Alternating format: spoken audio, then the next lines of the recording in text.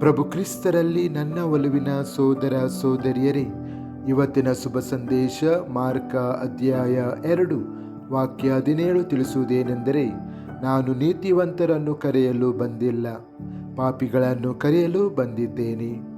ಚಿಂತನೆ: ದೇವರ ಕರುಣೆಯು ಪರಿಪೂರ್ಣತೆಗೆ ಪ್ರತಿಫಲವಲ್ಲ, ಬದಲಾಗಿ ವಿನಮ್ರ ಹೃದಯದವರಿಗೆ ಉಡುಗೊರೆಯಾಗಿದೆ ಎಂದು ಯೇಸು ನಮಗೆ ನೆನಪಿಸುತ್ತಾನೆ.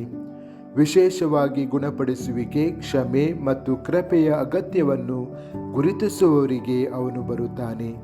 ನಾವು ನಮ್ಮ ದೌರ್ಬಲ್ಯಗಳನ್ನು ಒಪ್ಪಿಕೊಂಡು ಆತನ ಕಡೆಗೆ ತಿರುಗಿದಾಗ ಕ್ರಿಸ್ತನು ಖಂಡನೆಯಿಂದಲ್ಲ, ಕರುಣೆಯಿಂದ ನಮ್ಮನ್ನು ಭೇಟಿಯಾಗುತ್ತಾನೆ ಮತ್ತು ನಮ್ಮನ್ನು ಹೊಸ ಜೀವನಕ್ಕೆ ಆಹ್ವಾನಿಸುತ್ತಾನೆ.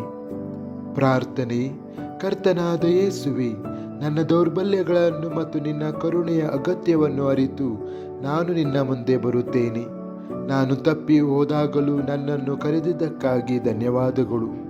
ನನ್ನ ಹೃದಯವನ್ನು ಗುಣಪಡಿಸು, ನನ್ನ ಪಾಪಗಳನ್ನು ಕ್ಷಮಿಸು ಮತ್ತು ನಿನ್ನ ಪ್ರೀತಿಯಲ್ಲಿ ನಡೆಯಲು ನನಗೆ ಸಹಾಯ ಮಾಡಿರಿ. ನಾನು ಯಾವಾಗಲೂ ನಿನ್ನ ಕರುಣೆಯಲ್ಲಿ ನಂಬಿಕೆ ಇಡುತ್ತೇನೆ ಮತ್ತು ಅದನ್ನು ಇತರರೊಂದಿಗೆ ಹಂಚಿಕೊಳ್ಳುತ್ತೇನೆ. ಆಮೆನ್.